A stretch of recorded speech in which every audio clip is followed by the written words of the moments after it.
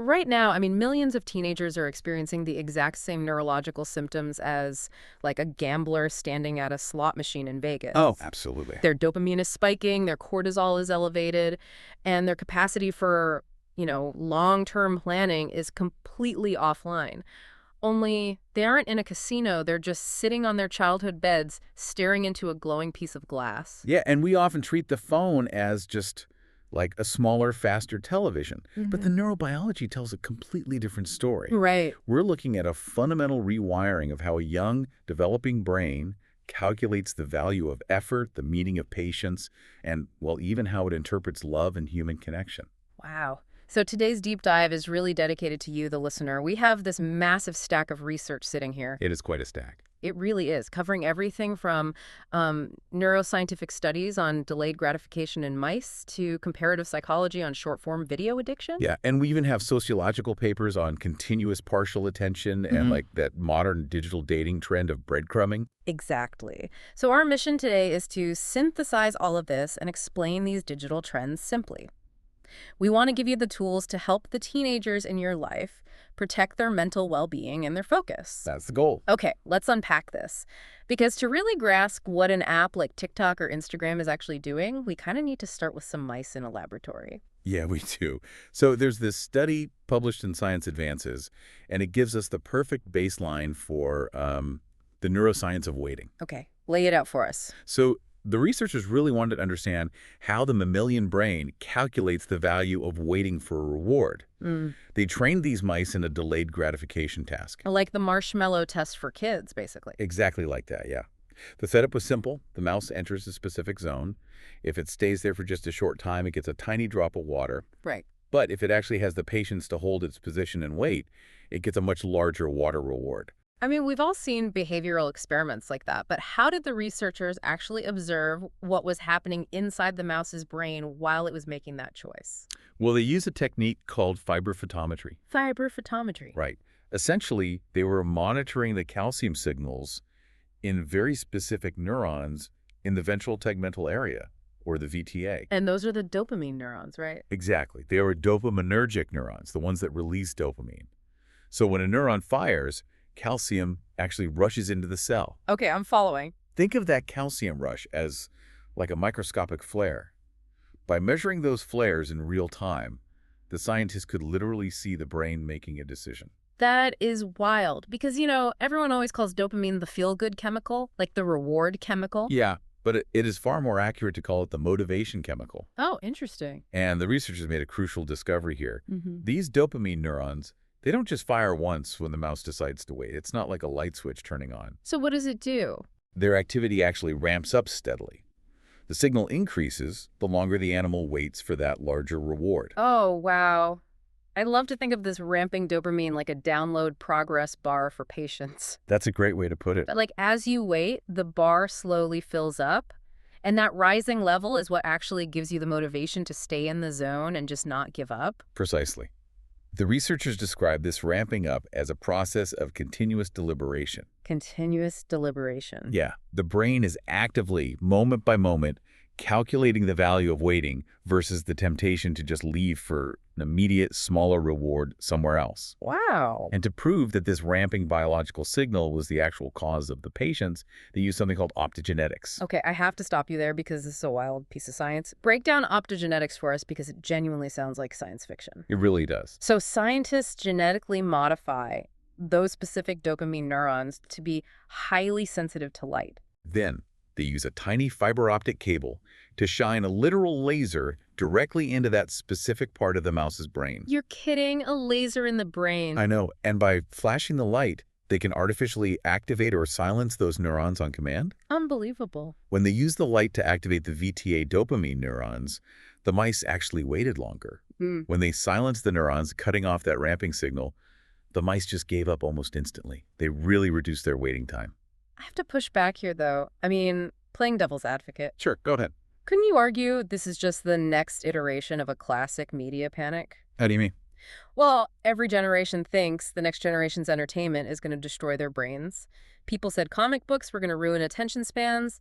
Then they said it about television, then MTV. Right, the classic TV rots your brain argument. Exactly. So, how is a teenager scrolling through short form videos neurologically any different from a teenager watching MTV back in 1995? It's a fair question. But MTV and comic books were passive, long-form media consumption.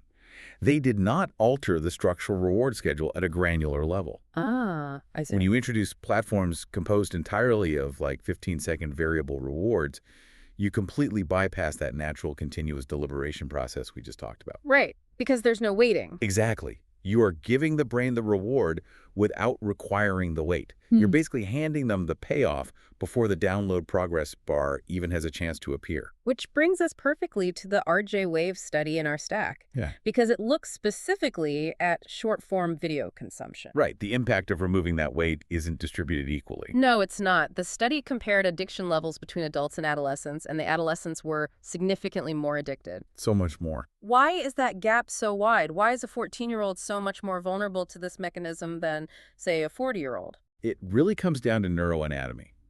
The adolescent prefrontal cortex is the part of the brain responsible for executive functions. Impulse control, working memory, long-term planning. Important stuff. Right. Think of the dopamine system as the brain's gas pedal and the prefrontal cortex as the brakes. Ooh, I like that analogy. In an adult, the brakes can override the dopamine system's urge to keep scrolling. But in a teenager, the gas pedal is fully formed and highly sensitive, but the brake lines just haven't been completely connected yet. So they literally lack the structural hardware to stop. Exactly. And the data on the mental health impact is just staggering. The study divided users into two groups. The low reels group, watching for less than an hour a day, Okay. and the high reels group, watching for more than 3 hours a day. When they measured baseline anxiety on a scale of 1 to 5, the low users were at a 2.5. And the high users. The high users scored a 4.0 out of 5. Wow. To understand the mechanism driving that massive jump in anxiety, we have to look at cognitive load theory. Right. Break that down for us. This theory suggests that our working memory has a strict biological limit. Short-form videos force the brain into rapid, relentless context switching. Like constantly pivoting. Right. You go from a funny prank to a tragic news story to a complicated dance routine to a cooking tutorial, all within 60 seconds. We often compare that to having 50 browser tabs open on a computer, but I just don't think that captures the mental strain. No, it's more intense than that. It's more like your brain is a sorting clerk in a mailroom. Oh, okay. It's not just that the letters are coming down the conveyor belt incredibly fast, it's that the first letter is in French. Right. Then the next package is in Mandarin, and the next postcard is in Russian. Your brain's sorting clerk has to completely change dictionaries and context every 15 seconds. Eventually, the clerk just collapses. That is a perfect illustration of what researchers call extraneous cognitive load. Your brain spends so much energy just trying to orient itself to the new context that it leads to severe attentional fragmentation. Which explains the data in the study. Exactly. Yeah. They found massive negative correlations between high consumption of these videos and basic cognitive functions. Tell me the numbers. The correlation with reduced attention span was negative 0.62, and with problem-solving ability, it was negative 0.55. Wow. Those are huge statistical relationships for behavioral science. Here's where it gets really interesting, though. These apps aren't just distracting teens in the moment. No, they're not. Because of brain plasticity, they are actively reconditioning their neural pathways. The brain gets so flooded with these instant, unearned dopamine hits that it undergoes dopamine desensitization. Exactly. It adapts to the flood by requiring more and more stimulation just to feel a baseline level of normal. Which perfectly explains why a teenager might suddenly find it agonizingly impossible to read a chapter of a book or just focus on a single math problem. The loading bar for patients is fundamentally broken. Right, and after a 3-hour binge, they don't even feel energized. They report feeling completely numb and demotivated. What's fascinating here is that the exhaustion doesn't stop when they finally manage to close the app. Because it bleeds over. Exactly. Yeah. That reconditioning bleeds into how they interact with the entire physical world. Right. And this brings us to a concept in our sociological sources coined way back in 1998 by a tech researcher named Linda Stone. Right. She called it continuous partial attention. 1998. I mean, that's before smartphones even existed. She saw the architecture of this coming. She saw the whole trajectory. Yeah. Now, we need to clearly distinguish continuous partial attention from just, multitasking. Or so. Multitasking is driven by a conscious desire to be productive. Like you were trying to fold laundry while listening to a meeting. Right, trying to get two things done. Exactly. Continuous partial attention is driven by an underlying anxiety. It's the desire to constantly be a live node on the network. A live node. Yes. You are perpetually scanning the environment, dividing your attention across multiple digital and physical spaces just to ensure you don't miss any opportunity or social signal.